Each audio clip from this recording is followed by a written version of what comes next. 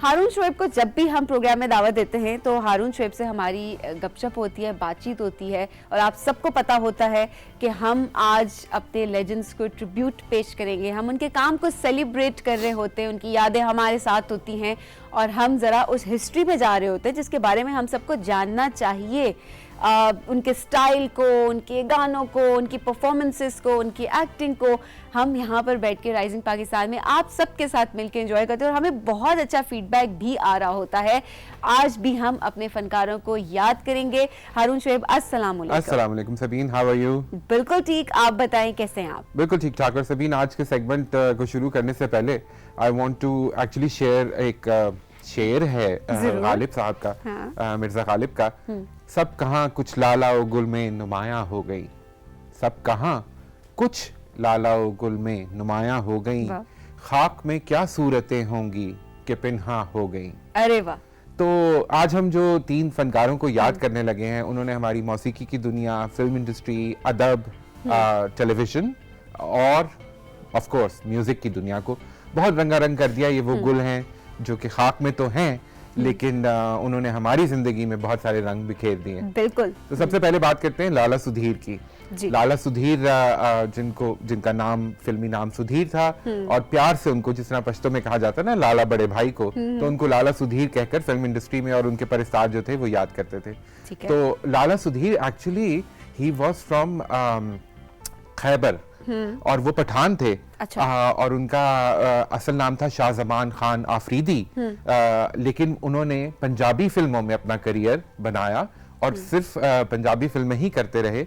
I think partition के वक्त, तकसीम के वक्त उन्होंने एक फिल्म की 1947 में वो आई, जाहिर है उस वक्त तो वो इतना नहीं चली, लेकिन उसके बाद पाकिस्तान की तीसरी या चौथी फिल्म जो थी हिचकोले, उसमें लाला सुधीर पहली दफा एज अ हीरो आए। ये हातिम ताई उनकी एक फिल्म थी, उसकी तस्वीर है। तो मैं बात कर रहा था कि हिचकोले में 1947-49 में वो आए। उसके बाद मैडम नूरजहां के साथ बहुत सी फिल्मों में आते रहे। दुबट्टा, सस्सी, दुबट्टा बहुत बड़ी हिट थी फिल्म, पाकिस्तान की पहली हिट फिल्म 1949 में आई दुबट्टा, उसमें थे वो। फिर सस्सी, दुल्ला भट्टी, यक्के वाली, बागी वो पहली फिल्म थी जो चाइना में भी, पाकिस्तान की फिल्म चाइना में भी लगी और बड़ी पजीराई मिली उसको वहां पर। हातिम की तस्वीर हमने अभी देखी थी, हातिम ताई एक फिल्म थी, उसमें वो हातिम का किरदार उन्होंने अदा किया।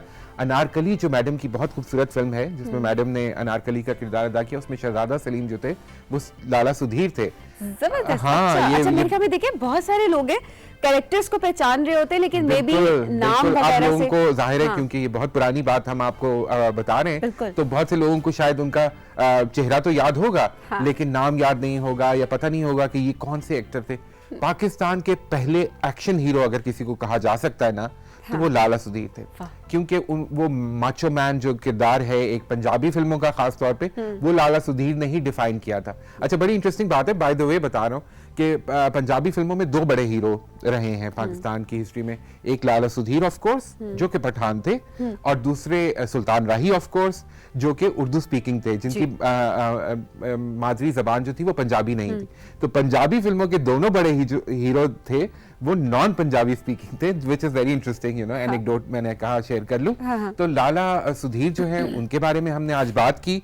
अच्छा, इनकी एक फिल्म बड़ी खूबसूरत फिल्म है, अजब खान, 1961 में आई थी। अच्छा। ये कहानी है एक फ्रीडम फाइटर की, जो ब्रिटिश कॉलोनियल रूल था इधर सब कॉन्टिनेंट के ऊपर, तो ये इस तरह वहीं पहाड़ों में हमारे केपी रीजन में वो एक अजब खान एक कैरेक्टर था जो कि ब्रिटिश नौकरी किया करते थे पुलिस में, और उनके ऊपर एक गलत इल्जाम लगा कि उन्होंने राइफल चुरा लिए। तो अजब खान ने उनकी काफ़ी बेइज्जती हुई, उनके इलाके में, उनके गांव पे पुलिस वाले गए और उन्होंने जाके वहाँ ख़वातीन के साथ कुछ बदतमीजी की। तो अजब खान ने कहा मैं बदला लूंगा, तो वो गए और उन्होंने कोहाट में एक मौरी एलिस नाम की खातून थी, ब्रिटिश खातून। अच्छा। अब वो उनके घर पे हमला हुआ और कुछ इस तरह, तो वो जो थी वो सिचुएशन ऐसी बनी कि वो अजब खान को उनको ह्यूमन शील्ड बनाकर अपने साथ लेकर जाना पड़ा।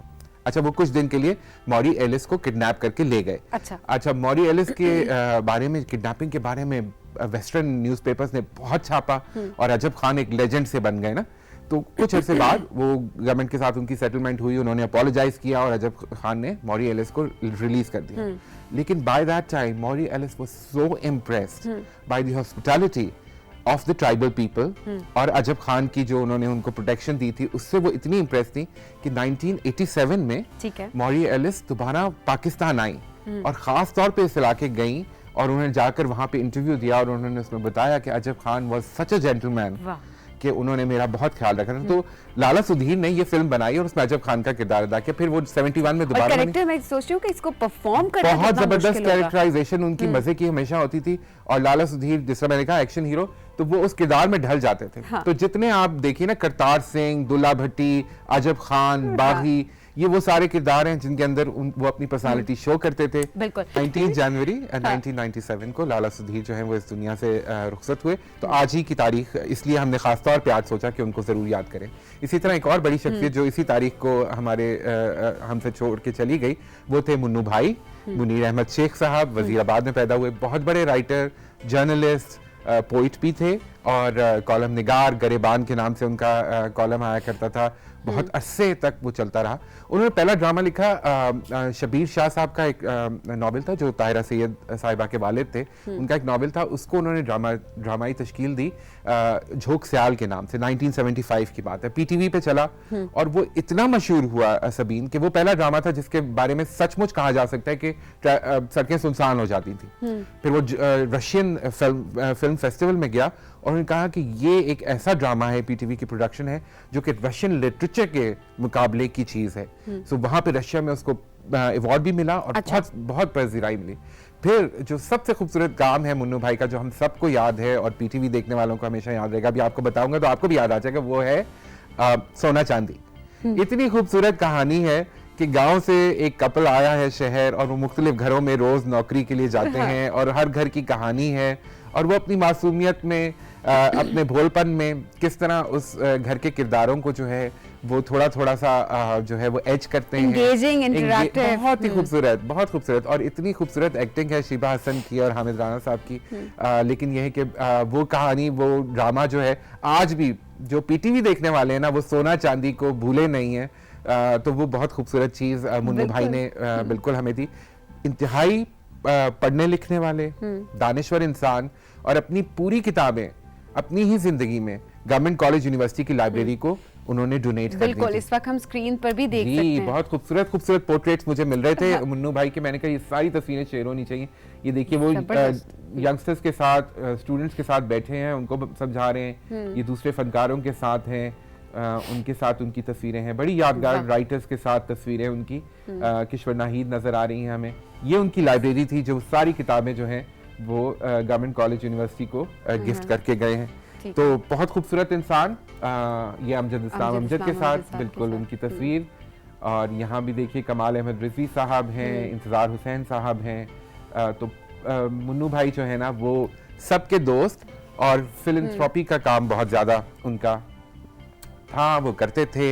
और उन्होंने अपनी एक एनजीओ सुंदर फाउंडेशन के नाम से बनाई हुई थी, थैलेसीमिया के पेशेंट्स के लिए उन्होंने बहुत काम किया, बहुत काम किया। जबरदस्त। अच्छा, मेरे ख्याल में हम जब हम जिक्र कर रहे होते हैं हारून, मुझे बहुत अच्छा लग रहा होता है कि हम इनको बड़े आर्टिस्ट जो है वो सिर्फ उनकी परफॉर्मेंस की बेस पे नहीं कह रहे होते, ये बड़े इंसान भी होते हैं। जो बड़ा इंसान होगा वही बड़ा आर्टिस्ट हो सकता है। एग्जैक्टली। इससे पहले भी जिस तरह हम बात कर रहे थे मैडम नूर जहां के बारे में बात की, जब उनकी वफात हुई तो उसके बाद कितने ऐसे घर थे, कितने ऐसे लोग थे जो आए कि मैडम जिनको सपोर्ट कर रही थी। देखिए, ये फनकारों की रिस्पांसिबिलिटी होती है। आपको अल्लाह ताला ने अगर ताकत दी है, आपके फॉलोअर्स हैं, आपके फैंस हैं जो आपको फॉलो करते हैं, तो कोई अच्छा इन्फ्लुएंस छोड़े उनके ऊपर। उनको ऑन स्क्रीन भी एंड ऑफ स्क्रीन भी एक अच्छा रोल मॉडल बनना। बड़ा फनकार होने के साथ साथ आपको एक बड़ा इंसान भी होना पड़ता है, बहुत जरूरी है। बिल्कुल। अच्छा, मेरे ख्याल में इनका भी गाना अगर हम नहीं, एक क्लिप देखते हैं। क्लिप देखते हैं। हाँ, सोना चांदी का एक क्लिप देख लेते हैं आज। चलिए जी, आइए जी, देखते हैं। के वे तू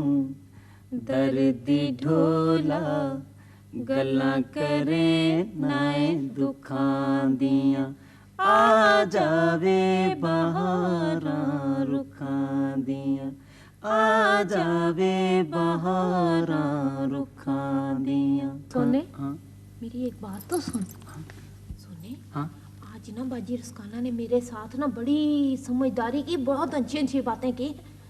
कैसी बातें की?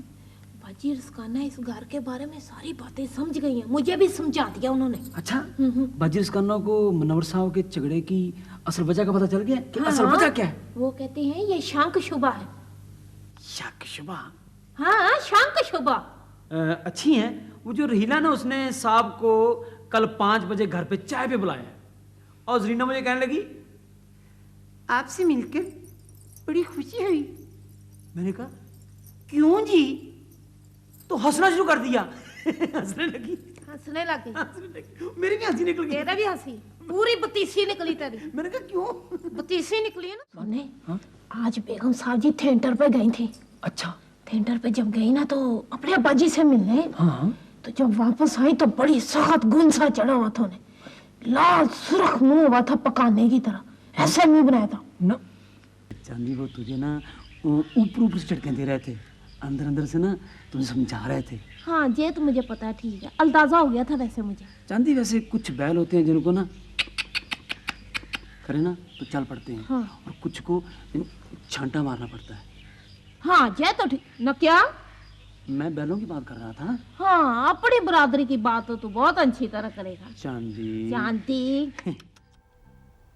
मैं देख रही थी अभी ये क्लिप चल रहा था और हम सबकी नजरें सिर्फ और सिर्फ स्क्रीन पे थी। पूरे स्टूडियो में सब लोग जो थे ना वो जमा हो गए कि वो देख रहे थे बाजी रुस्खाना। बाजी रुस्खाना। बहुत खूबसूरत कैरेक्टराइजेशंस थी इसमें। और आई थिंक 98 में 97 में एक्चुअली मुन्नू भाई भी 19 जनवरी वाली तारीख वो इस दुनिया से चले गए, लेकिन ये काम हमारे पास है और हम देखते हैं, पीटीवी पे देखेंगे। इसी तरह से हम देखते रहेंगे जिस तरह से अभी हम सब एंगेज हो गए। बिल्कुल। अच्छा जी, अब हम जो आखिरी बड़ी फनकारा जिनकी हम बात करेंगे वो है महनाज। महनाज जो थी वो कज्जन बेगम, एक बहुत बड़ी फनकारा, उनकी बेटी, और उन्होंने वो कॉलेज में गा रही थी वतन के सजीले जवानों, और वो पेंट किया करती थी। मौसीकी का कोई खास शौक नहीं था, हालांकि मदर उनकी खुद भी गुलकारा थी। तो वहाँ पे उनको सलीम गिलानी साहब ने सुना और फिर उनको रेडियो पाकिस्तान ले आए। वहाँ पे मेहदी हसन साहब ने उनकी तरबियत की, उनके बड़े भाई पंडित गुलाम कादिर साहब, मेहदी हसन साहब के, उन्होंने उनकी तरबियत की, और फिर महनाज ने वहाँ से पीटीवी के ऊपर सफ़र किया। सोहेल राना साहब उनको लेकर आए थे। एक प्रोग्राम हुआ करता था नगमाजार, उसमें पहली दफ़ा वो पाकिस्तान टेलीविजन के ऊपर आई। फिर बड़े बड़े कंपोजर्स, ये निसार बज़मी साहब के साथ हैं वो, और फिर खलील अहमद साहब के साथ उन्होंने गाया। पीटीवी के लिए बहुत बहुत काम किया। ए हमीद फिर उनको फिल्मों में लेकर गए, और एक एक गाना मैं आपको थोड़े से गाने उनके याद करा देता हूँ। मेरा प्यार तेरे जीवन के संग रहेगा, और फिर वो मुझे दिल से ना भुलाना। बिल्कुल बिल्कुल, तेरे मेरे प्यार का ये गाने आप गिनवाते जाएंगे बस। मैं जिस दिन भुला दूं तेरा प्यार दिल से, वो दिन आखिरी हो मेरी जिंदगी का, और वादा करो साजना छू कर मुझे तुम्हें। ये बड़ा खूबसूरत गाना है। आई थिंक बंदिश का गाना है ये, बहुत खूबसूरत। वो मेरे सांवरिया बांसुरी बजाए जा, और छाप तिलक उन्होंने पीटीवी के लिए गाया। अमीर खुसरो का बहुत खूबसूरत कलाम पीटीवी ने रिकॉर्ड किया। पाकिस्तान टेलीविजन इस्लामाबाद से वो चला, और फिर अब के तजदीद वफा का 13 निगार अवार्ड मिले उनको, और उसमें से 9 जो थे वो कंसेक्टिव 9 इयर्स निगार अवार्ड लेती रही। और मैडम नूरजहां की मौजूदगी में ये एक बहुत बड़ी बात थी, लेकिन वो नूरजहां को अपना रूहानी उस्ताद मानती थी और कहती थी हमने जो भी सीखा है मैडम नूरजहां से सीखा है। तो बहुत खूबसूरत फनकार। यही बात हारून, बड़े लोगों की बड़ी बातें बड़े हम लोगों की बड़ी सेलिब्रेट करते हैं, उनसे कुछ ना कुछ सीख रहे होते हैं। आज देखिए मैंने आपको 3 बड़े फनकारों के बारे में एक ही दिन में बता दिया। अच्छा जी हारून, थैंक यू सो मच। बहुत अच्छा लगा हमेशा की तरह आपसे मिलके, और सेलिब्रेट करके काम को, हमारे फनकार हैं इनको हम सेलिब्रेट करेंगे। इनको हमने, ये हमेशा इनका काम ही ऐसा है कि वो जिंदा रहेगा, रिच करके गए हैं हमारी लाइफ को, तो ये बिल्कुल हमारे साथ बिल्कुल ऐसा ही। हम बढ़ेंगे अपने सोशल मीडिया सेगमेंट की जानिब। हारून आप जो है वो हमें सोशल मीडिया पे भी साथ ही ज्वाइन करेंगे। सबसे पहले हम पिक्चर्स की जानिब बढ़ते हैं जी। नुसरम मुगल ने हमें आजाद कश्मीर से पिक्चर्स भेजी है, आइए देखते हैं जी नुसरम ने हमें क्या भेजा है। अरे वाह, बर्फ पड़ गई है पहाड़ों पे। बिल्कुल जी, जबरदस्त। मैं कहा पाकिस्तान के नॉर्दर्न एरियाज में हर जगह ही बर्फ पड़ चुकी है अभी। बर्फ पड़ चुकी है। हाँ, लेकिन साथ साथ एहतियात भी जरूरी है, जरूर, क्योंकि मौसम अपने साथ बहुत सारे चैलेंजेस भी लेके आता है। बिल्कुल। तो हम बहुत सारे ऐसे एक्सीडेंट्स भी देख चुके हैं, तो इंसिडेंट्स भी हम देख चुके हैं, तो बहुत ख्याल रखना है हम सबको, मोहतात रहना है। अच्छा जी, अहमद बिलाल ने रावलपिंडी से हमें पिक्चर्स भेजी। आइए देखते हैं जी रावलपिंडी से हमें क्या रिसीव हुआ है। बर्फ तो बिल्कुल भी नहीं होगी क्योंकि इस्लामाबाद में कहाँ हमें जाना पड़ता है, सर्दी है बस बर्फ नहीं। आइए देखते हैं जी। जी पिंडी से क्या आया? अरे वाह, जबरदस्त, क्या बात है। चले, बर्फ नहीं भी है तो हमारे पास खूबसूरत सीन है। बिल्कुल, और साथ साथ सहन है जी, बहुत एग्जैक्टली खूबसूरत किसी घर का। अब ये सनसेट है, ये सनराइज है? बताइए। ये हमेशा ये मुश्किल में मुझे नहीं फंसाएं आप दोबारा से। मुझे लग रहा है ये सनराइज है। सनराइज है और Sunrise खज़ां है। में देखे पहाड़ दरख्त किस तरह बिल्कुल पत्तों के बगैर, बहुत खूबसूरत। Exactly Ahmed, thank you so much. Rana Kamran Ali Haider ने हमें जद्दा से याद किया। ये देखते हैं जी राना कामरान ने हमें क्या भेजा है। वाह जी वाह, ये सऊदीया का लैंडस्केप है मेरे ख्याल में, बहुत खूबसूरत। क्या बात है, आप स्काईज देखें। जबरदस्त। अच्छा ये देखे ना हमें किस तरह से किन किन मुल्कों में भी देखा जा रहा होता है। जी बड़ी बात है ये बिल्कुल लोग देख रहे हैं आपका प्रोग्राम तो वो आपको ये भेज रहे हैं कंट्रीब्यूशंस। एग्जैक्टली। अच्छा जी, मोहम्मद आलियान लियाकत ने हमें लाहौर से पिक्चर्स भेजी। आइए देखते हैं, हमें कुछ ड्राइंग्स रिसीव हुई हैं। आलियान, मोहम्मद आलियान लियाकत। अरे वाह जी वाह, क्या बात है, जबरदस्त। ये अपनी पसंद का इन्होंने पिंक कलर कर दिया, देखें। ये देखें, कोई बात नहीं सभी, जो रंग अवेलेबल था उन्होंने कर दिया। लेकिन मुझे अच्छा लगता है, एक्चुअली मुझे अच्छा इस तरह से लगता है हारून कि आर्ट एक ऐसी चीज है कि आप उसको खुद क्रिएट करते हैं, और जितना आप उसको लेवरेज करेंगे, आर्टिस्टिक लिबर्टी लेंगे तो फिर नई नई चीजें निकल के आती है ना। पिंक रंग का हॉर्स भी हो सकता है। और ये एक्सपेरिमेंट्स हमें बहुत अच्छे लगते हैं और हम बहुत इनकरेज करते हैं। बहुत मजा आता है। Thank you so much Aliyan. हमें जी बिलाल ने मंदरा से पिक्चर भेजी है। आइए देखते हैं, ये पिक्चर देखने के बाद दिल कर रहा है कि बस धूप हो जाए, पिक्चर तो दिखाएं साथ साथ, धूप हो बस और माल्टे हो साथ। माल्टे वाकई विटामिन सी। और ऑब्वियसली जिन लोगों को हम साथ साथ गिनवाते भी हैं, डॉक्टर नौशीन ने हमें उस दिन बताया कि अगर आपको फ्लू है तो आप माल्टे अगर खाएं तो उससे वो अच्छा। माल्टे का मजा ये है ना कि उसको देखते ही जो है ना एक नरिशमेंट का एहसास होता है, मजा आने लगता है, रिफ्रेशिंग होते हैं। बिल्कुल Bilal, thank you so much. Sanaullah ने हमें मामू कांजन से याद किया है। आइए देखते हैं जी। अच्छा सुबह सुबह आप देखें अभी क्या मैं आपको दिखाने जा रही हूँ, हलवा। हलवा है ये और ऊपर बादाम भी पड़े हुए हैं। वाह जी वाह, क्या बात है, जबरदस्त जी। Thank you so much pictures भेजने के लिए हमें। और सबसे एक मैसेज हम शामिल कर लेते हैं प्रोग्राम में, वक्त हमारे पास बहुत कम है। मिसेस इमरान ने हमें गुजर खान से याद किया है। वो कहती हैं कि अस्सलाम वालेकुम, राइजिंग पाकिस्तान हमारा पसंदीदा प्रोग्राम है, इसके सब सेगमेंट्स बहुत अच्छे हैं। फातिमा जदूद ने अलमारियों की तरतीब के बारे में बहुत अच्छे से गाइड किया। बराए मेहरबानी इलेक्ट्रिक जो चीज़ें होती हैं हमारी इलेक्ट्रॉनिक डिवाइसेस, उनको भी किस तरह से हम तरतीब से रख सकते हैं, बहुत ज़रूरी है। कि जिस तरह से कभी चार्जर गुम हो जाता है, कभी क्या गुम हो जाता है, कभी तो आप फ़ोन हाथ में पकड़ के फ़ोन ढूंढ रहे होते हैं। ये मैंने ऐड किया ऐसा कुछ भी नहीं था। अच्छा जी, वक्त हमारे पास बहुत कम है तो मजीद मैसेजेस नहीं शामिल कर सकेंगे, लेकिन कल दोबारा मैसेज भेजेंगे, आप हमें भेजते जाएं messages. Thank you so much. अब बढ़ेंगे जब हम एक ब्रेक के जाने, ब्रेक से जब वापस आएंगे तो आपकी मुलाकात करवाएंगे हम। जिस तरह से मैंने आपको बताया कि पेशावर में कुछ सेगमेंट्स हमने रिकॉर्ड किए थे, वो सेगमेंट्स हम आपको अभी राइजिंग पाकिस्तान में दिखाते रहते हैं साथ साथ।